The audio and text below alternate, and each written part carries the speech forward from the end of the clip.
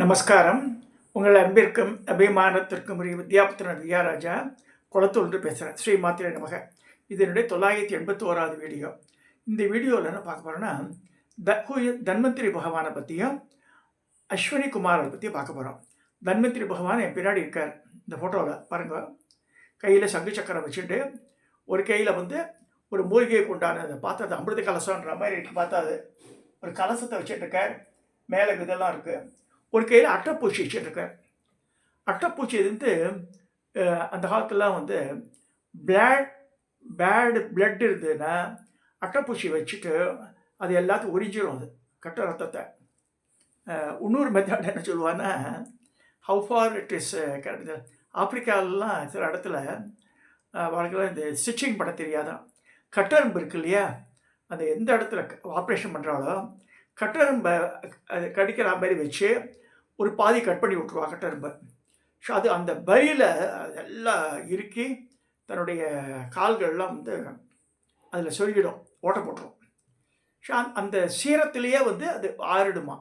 So ஒரு 10 கட்டெரும்பு வரிசையாக 10 தையலுக்கு 10 கட்டெரும்பை வச்சு கட் பண்ணி விட்ருவான்னு சொல்லுவாள். இதே மாதிரி இந்த வேறு தன்வந்திரி பகவானை பற்றி நம்ம சொல்கிறத தவிர புராணத்தில் குறிப்புகளே கிடையாது. எக்ஸப்ட் இந்த பார்க்கடல் கடையும் போது அவர் அமிர்த கலசத்தை கொண்டு நெக்டாரை கொண்டு கொடுத்தார், அவ்வளோதான். ஆனால் இவ தன்வந்திரி தான் ஆயுர்வேதத்துக்கு டாக்டர்ஸ் அஸ்வினி குமாரா தான். அஸ்வினி குமாரை பற்றி நிறைய இருக்கு வருஷத்தை. ரிக்வேத வருஷம்லாம் தன்வந்திரி பற்றி ஒன்றுமே கிடையாது. ஏன்னா அத்தாரிட்டேட்டிவாக நான் சொல்கிறேன். ரிக்வேதம் தமிழாக்கம்னு நான் வச்சுருக்கேன். This was gifted to me by mister P Manoharan டேப்பேர் ஒர்க் பண்ணார். அவள் அப்பா திரு சிவசேகர் திட்ட இதுவாக ஒர்க் பண்ணார், செக்யூரிட்டியை. அவர் என்ன செஞ்சார், தன்னுடைய புக்ஸ் எல்லாம் படித்து அவர் கொடுத்துருக்கார் சில புக்கெல்லாம். ஸோ அது மாதிரி இந்த ஒரு ரிக்வேதத்தினுடைய ஒரு பார்ட் எனக்கு வந்தது. இதில் அஸ்வினி குமாருடைய இந்த வெர்சஸ் எல்லாம் இருக்குது.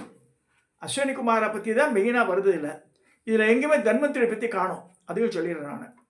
ஏன்னா Ashwini Kumar has been given the authority for Ayurveda by Brahma அப்படின்னு இருக்கு புராணங்களே சொல்கிறது. சுகன்யா கதை, சுகன்யா கதையிலேயே அஸ்வினி குமாரை தான் வர. இந்த அஸ்வினி குமாரா யார், நான் முன்னாடி பேசியிருக்கேன் நிறைய தடவை. ஒருத்தர் பேர் நாசாட்சியா, ஒருத்தர் பேர் Dasra. Nasatya Dasra both are born to Surya. எப்படி சூரியனுக்கு பிறக்கிற, சூரியனுடைய 2 மனைவியில் சாயா சந்தியா சொல்கிறோம். சாயைன்றது நிழல். சந்தியா சூரியனோட நெருங்க முடியாமல் ரொம்ப கஷ்டப்படுறா. அந்த உஷ்ணத்தை தாங்க முடியல. விஸ்வகர்மாவோட பொண்ணு அப்படியே உடம்புலே உருவாக்கி தன்னாட்டமே வச்சுட்டு போயிடுறா சூரிய மண்டலத்தில்.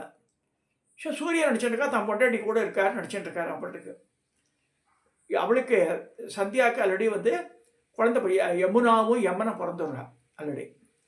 இப்போ சாயாவுக்கு பிறகு தான் சனீஸ்வரன். நல்லா புரிஞ்சுக்கணும், அந்த கதையை தெரிஞ்சுக்கணும். ரொம்ப இப்போ சந்தியா விட்டு போகிற, எங்கே போகிற, அப்பா ஆற்றுக்கு போனால் அப்பா திட்டுறாரு, திருப்ப சூரிய மண்டலத்துக்கு போடின்றாரு. Nobody will release that such activity. அம்மாத்துக்கு வந்துட்டா பொண்ணு வாழாவட்டி வந்துடக்கூடாது இல்லையா, அது மாதிரி சொல்கிறார் விஸ்வகர்மா. அவன் என்ன செய்கிறான்னா, பூமியில் எம்பிக்கு மேலே ஒரு இடம் இருக்குது, குருவனம் பேர் அந்த இடத்துக்கு. அந்த இடத்துல பெண் குதிரையாக மாதிரி சுற்றின்னு இருக்கா. இது இப்படியாக இருக்க யமுனாவும் சூரிய தேவனோட கம்ப்ளைண்ட் பண்ணுறா. அம்மா கவனிக்கவே மாட்டேன்றாங்களே, இந்த சனீஸ்வரனுக்கு கொடுக்குற இம்பார்ட்டன்ஸ் எங்களுக்கு தரமாட்டேன்றான்னு சொல்லும்போது சூரியன் ஆல்சோ கெடுத்துட்டு விட்டு வாட் த டிஃபரன்ஸு ஒன்று. இப்போ பார்த்து அவளாட தான் இருக்காது. அப்போ தானே விவரம் நினச்சிக்கும் போது அப்படியே அவரை காத்தால் கிழக்கில் துவங்கி மேற்கில் மறையிறவங்க பார்க்குறாரு பூமியை. பார்த்தா இந்த குருவானத்தில் இவ பெண் குதிரையாக காட்டாக்க தானும் ஆண் குதிரையாக மாதிரி பூமியில் இறங்கி அவருடைய இன்பத்தை வைக்கிறார். அப்பா பிறக்கிற குழந்தைகள் தான் 2 குதிரை முகத்தோட. அவள் பெண் குதிரையாக அந்த இல்லையா சந்தியா, அவளுக்கு பிறக்கிற குழந்தைகள் 2மே குதிரை முகத்தோடையே பிறக்கிறது. அஸ்வினி குமார் முதல்ல பிறக்கும்போது அப்படி தான் பிறக்கிறான். ஷோ அவள் சொல்கிறா, கைண்ட்லி எக்ஸ்கியூஸ் மீலாம் சொல்கிறா. சரி வா மேலே போகலாம், ஊருக்கு போகலான்னு சொல்கிறா. இப்போ இந்த குழந்தைய நினச்சே தான் அங்கே ரிஷி ஒருத்தருக்கார். அவர் பர்ணசாலையில் விட்டுட்டு போயிடுறா. அவள் இந்த மரத்தில் அவர் எடுத்து வளர்க்குறார் அந்த குழந்தைய. இந்த வந்து எல்லாமே சொல்லித்தராரு அவளுக்கு. அந்த மாதிரி குழந்தை வளர்றது. ஒரு 10-12 வயசு ஆகும்போது அந்த குழந்தைகளுக்கு எல்லாம் சொல்லிக் கொடுத்து சூரிய மண்டலத்துக்கு அனுப்பிச்சுடுறாரு அவர் ரிஷி. ஸோ சூரிய மண்டலத்துக்கு வரும்போது Brahmadevar come to know about it. What is as அவளை அழகான யங் ஃபெலோஸாக மாற்றிடுறார். மூஞ்சி வந்து எவ்வளோ முடிவார். இவன் நிறைய பேர் ஆர்டிஸ்ட் எல்லாம் வந்து குதிரை மூஞ்சி போட்ட மாதிரி தான் பெரிய பெரிய ஆளை காமிப்பான். அவள் வந்து தே பிகம் ஸோ என்ன சொல்கிறது, வெரி ஹேண்ட்ஸம் பீப்புளாக மாறிடுறா அவள். அப்போ அந்த மாதிரி வரும்போது தான் இந்த குதிரையில் வருது. ஆக்சுவலாக வர குதிரை வந்து வெள்ளை குதிரை. எனக்கு காட்சியை அழிச்சிருக்காவ வெள்ளை குதிரையை தான் வராவ. இவா வந்து தான் இந்த சுகன்யா கதையில் important role they are playing.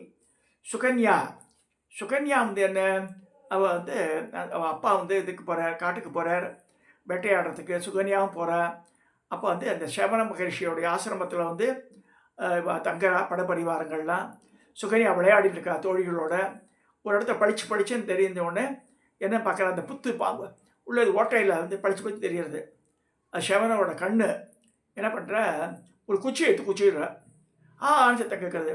இன்னொரு ஓட்டையில் தெரியுது இன்னொரு கண்ணு, அதையும் குத்திடுற. அதை உடச்சி வந்துடுறாரு. ராஜாவை சத்தம் போடுறாரு, இந்த மாதிரி யார் பண்ணா இருக்கு, நல்ல ஆளுக்கே சமைச்சு போட மாட்டேன்ற யாரும் எனக்கு, நான் தபஸ் பண்ணி இந்த மாதிரி பண்ணிட்டாலும் உன் பொண்ணுன்றார். ராஜா சொல்கிறேன், எவ்வளோ வேணால் உங்களுக்கு இப்போ தங்கத்தை கொட்டுறேன், வெள்ளியை கொட்டுறேன், உங்களுக்கு பேலஸ் கைஷு பண்ண, அதெல்லாம் எனக்கு வேண்டாம், உன் பொண்ணை கூட எனக்கு, அப்போ தான் வந்து கவனிச்சுக்கணுன்ட்டு. சுகன்யாவும் அக்செப்ட் பண்ணுறா. அதுக்காரோட அப்படியே இருக்கா, காட்டிலேயே இருக்கா, அப்படியே ஓடுறது காலங்கள். அப்போ அஸ்வினிகுமாரை மேலே ட்ராவல் பண்ணி they want to test Sukanya. அப்போ எழுத்து மாதிரி வந்து அழகாக வந்து நிற்கிறாவா. எங்கள் 2 பேரில் யாரோ ஒருத்தர் இந்த கடவுளை விட்டுவிட்டு கல்யாணம் பண்ணிக்கோன்னு சொல்கிறார். அந்த காலத்தையும் நடந்தது. அப்போ அவர் சொல்கிறா, இல்லை நான் கற்புடைய பொண்ணு அந்த மாதிரிலாம் செய்ய மாட்டேன் நான் போது, சரி நீ வந்து உங்கள் ஆத்துக்காரை வச்சுன்னு குழி அந்த இதில் இவாளும் குளிக்கிற. அஸ்வினிகுமார் எல்லாம் 3 பேரும் ஒரே மாதிரியே இருக்கா. 3 ஆண்கள் ஒரு மாதிரி இருக்கும்போது சுகன்யாவை கண்டுபிடிக்க சொல்கிறா. நீ வந்து புத்தமியாக இருந்தால் கண்டுபிடி யார் உங்கள் ஆத்துக்காரன்னு. 3 பேரும் ஒரே மாதிரி இருக்கா. கையில் மலர் மாலையோட வர சொல்கிறா. அவள் வர மிச்சம் 2 பேரும் கண் சிமிட்டாமல் இருக்கிறா. இவர் வந்து சேவனவர் வந்து கண்ணை சிமிட்டு இது பண்ணுறாரு. அப்போ வந்து அவர் தான் கணவரை சொல்லி மாலையை போடுறா. அவரை எங்கே மாற்றிடுறா. அவள் யார், அஸ்வினிகுமார்கள் இஸ் பக்கம் யங் லேடு. அப்புறம் அப்பாக்காரர் வர ராஜா, வெறும் ஒரு ஆம்பளை பேஷண்ட்டுக்கு உங்கள் ஆத்துக்காரங்கிறாரு. இவர் தான் எங்கள் ஆத்துக்காரன்ற நம்பலை அவர். அப்புறமா அவரே சேவனவரே சொல்கிறாரு இந்த மாதிரி நடந்ததெல்லாம் சொல்லி உடனே சந்தோஷப்பட்டு.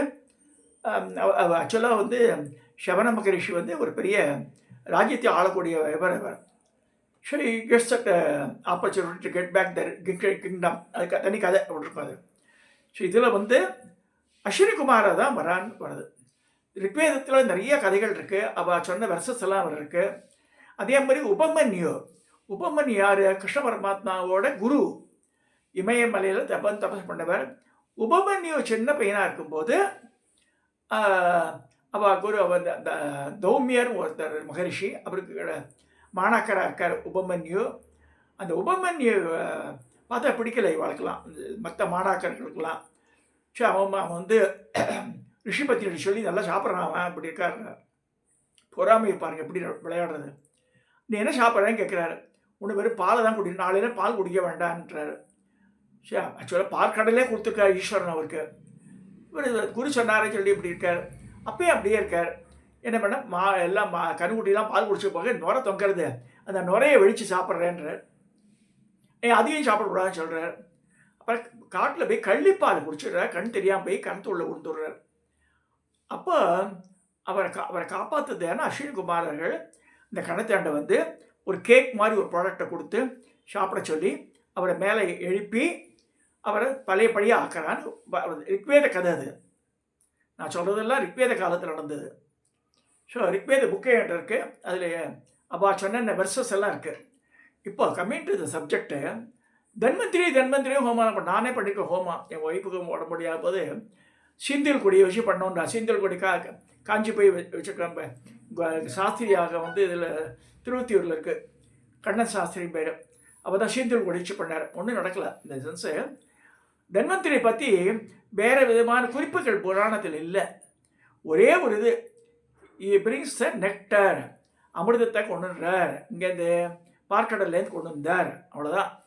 அவருக்கு மந்திரத்தை சொல்கிற இந்த மகாவிஷ்ணுவேன்னு வருது தன்வந்திரி சொல்லும்போது. ஆனால் இவருக்கு அஸ்வினி குமார்களுக்கு கதைகளாட்டும் அவருக்கு இல்லை. ஆனால் வந்து வாலாஜா ராணிப்பேட்டைக்கு போய் வாலாஜா பார்த்துட்டு இருக்கோம். அந்த இடத்துல வாலாஜாப்பேட்டை, அந்த இடத்துல வந்து முரளிதர சுவாமிகள் ஒருத்தர் தன்வந்திரி கோவில் கட்ட ஆரம்பித்து நிறையா கோவில் எக்ஸிபிஷனாட்டம் பண்ணி வச்சுருக்காரு எல்லாத்தையும். அது போய் நான் பார்த்தேன், அந்த வழியாக போகிறேன்னு சொல்லிட்டு பார்த்தா வெள்ளி கவசம்லாம் சாத்திருக்கார், செத்தோஸ்கோப்பெல்லாம் போட்டு வச்சுருக்காரு. அதுக்கு இது மாதிரிலாம் பண்ணுறா இவ. சரி, எல்லாம் தன்வந்திரின்னு தன்வந்திரிக்கு வேறு சார் ரெஃபரன்ஸு ஆயுர்வேத டாக்டர் தன்வந்திரியான்றா. அந்த மாதிரி இல்லை. ஆயுர்வேத டாக்டர் யாருன்னு சொல்லியிருக்கேன்னா இவா தான் சொல்லியிருக்கு. அது சித்தா டாக்டர் யாருன்னு சொன்னால் அகசியர் தான் சொல்கிறா. ஸோ இவரோட ரோல் என்ன? வைத்தீஸ்வரன் கோவிலில் கூட தன்வந்திரியோட அதிஷ்டானம் தான் சொல்லுவாள் வைத்தீஸ்வரனை. தன்வந்திரி மகரிஷி தான் ரிஷியாக சொல்லப்படுறாரு அவருங்க. ஸோ இதெல்லாம் ஜனங்களுக்கு தெரியல, புரியப்படுறது இல்லை. இது தஞ்சாவூர் ஆற்று தன்வந்திரி பகவானை பற்றி போட்டிருக்குது. வைஷ்ணவ சம்பிரதாயம் அது. விஷ்ணு கோவில், பார்த்தாரி கோவில், ஸ்ரீரங்கம், இங்கெல்லாம் தன்வந்திரி பகவானுக்கு தனி சன்னிதி இருக்கும். பட் வாட் இஸ் இந்த ப்ரூவன் எவிடன்ஸ் நம்ம எதுவுமே கிடையாது. பட் இவாளுக்கு இருக்குது, ரிக்வேதிக் வெர்சஸில் இருக்குது. அஸ்வினி குமாரை பற்றி நிறைய வெர்சஸ் இருக்குது ரிக்வேதத்தில். ஸோ அதெல்லாம் படித்ததுனால நான் வந்து தைரியமாக அவங்க கூட சொல்கிறேன். அதுக்கு சொல்லணும் யாராவது, இந்த மாதிரிலாம் இந்த இருக்குது, இந்த மந்திரங்கள் இருக்குது. மந்திரங்கள் ஒரு மந்திரம் தான் இருக்கும். ஸோ அது சொன்னால் பிரயோஜனம் இல்லை. பட் வந்து இது இப்போ ப்ரூவன் ரெக்கார்டு. இது இந்த அஸ்வினி குமாரெல்லாம் இந்த விரல் மேலேயே அருவாளை போட்டுட்டு ஒரு துண்டே போயிடுத்து விரலை என் கையை விட்டு. அஸ்வினி குமார மந்திரத்தை ஓம் அஸ்வினி தேவாய நமக, அதை வந்து ஒரு நாளைக்கு 1008 சொல்லி 3ஆம் நாள் திறந்து பார்க்கும்போது இப்படி பாருங்க, சுவடே இல்லை, அப்படி நகமும் வளர்ந்துட்டு எனக்கு. இப்போ அவள் சொன்னான்னு சொல்லி அவருடைய மந்திரங்களை அஸ்வினி குமார துவாதச நாம அப்படின்னு நான் தனியாக எழுதினேன். அதை ராத்திரி 2:30 மணிக்கு மேலே பக்கத்தில் வந்து நிற்கிறார், பெட்டில் எழுதுன்றார். நான் உடம்பு செய்யலாம், காலை ஆப்ரேஷன் ஆகி படுத்துட்டுருக்கேன். அப்புறம் வந்து டைரி கொண்டு சொல்லி பக்கத்துலேயே வச்சுருந்தேன், இந்த மாதிரி இன்ஸ்ட்ரக்ஷன் வருமேண்டு. அப்புறம் எழுதினேன் அதை. It was printed. You are going to everybody. Even cancer has been cured by saying ஓம் அஸ்வினி தேவாய அந்த ஓம் அஸ்வினி தேவாய நமக்கு தான் மந்திரமே. அது எப்படிலாம் சொல்லலான்னா வெறும் மந்திரமாக சொல்லலாம். இந்த விபூதியஸ் படிச்சுட்டு இப்படியே பண்ணிட்டு அதை இட்டுட்டு சொல்லலாம், சரியாயிடும். இல்லைன்னா தண்ணியை வாட்டரை ஒரு காப்பர் டம்ளர் இல்லைன்னா வெள்ளி டம்ளர் வச்சுட்டு ஒரு தர்பையை போட்டு அந்த தர்பையினுடைய நுனிப்பகுதி உள்ள கூட அடிப்பகுதி கையில் பிடிச்சிட்டு அப்படியே கலக்கிண்டே ஓம் அஸ்வினி தேவாயன்னு சொல்லிட்டு 108 தடவை சொல்லி அந்த தண்ணியை வந்து பேஷண்ட் கொடுத்தால் it will be cured immediately. இதெல்லாம் ப்ரூவன் ரெக்கார்டு நான் சொல்கிறதெல்லாம். நான் வந்து செக் பண்ணாமல் அதை வந்து எக்ஸ்பெரிமெண்ட் பண்ணாமல் யாருக்கும் சொல்லவே மாட்டாது. அத்தாரிட்டி வந்து ரிக்வேதம் தான். I belong to Rigveda. நேர சம்ஸ்கிருதம் ஒன்றும் தெரியாது, தமிழ் எழுத்து வச்சா கூட்டி படிக்கிறேன். ஹிந்தி படிக்க தெரியும், எழுத தெரியும், எனக்கு ஹிந்தி பேச தெரியாது. பட் இது எதுக்கு அதை வச்சு ஹிந்தி தெரிஞ்சதுனால ஓரளவுக்கு I can read Sanskrit letters, அவ்வளோதான். அதுக்கு வேரியேஷன் வரும், சில எழுத்துக்கள்லாம் வித்தியாசப்படும். இதை சொல்லி இன்றைக்கி தன்வந்திரி அண்ட் அஸ்வினி குமாரை பார்க்கும்போது ஆயுர்வேத டாக்டர் யாருன்னா அஸ்வினி குமாரா தான் அத்தாரிட்டேட்டிவாக நான் சொல்ல முடியும். ஏன்னா அதுக்கு வந்து ப்ரூவன் ரெக்கார்டு இருக்குது. இதை சொல்லி இந்த பதிவை நான் வந்து நிறைவு செய்கிறேன். இதை சப்ஸ்கிரைப் பண்ணுங்க, ஷேர் பண்ணுங்க, லைக் பண்ணுங்க.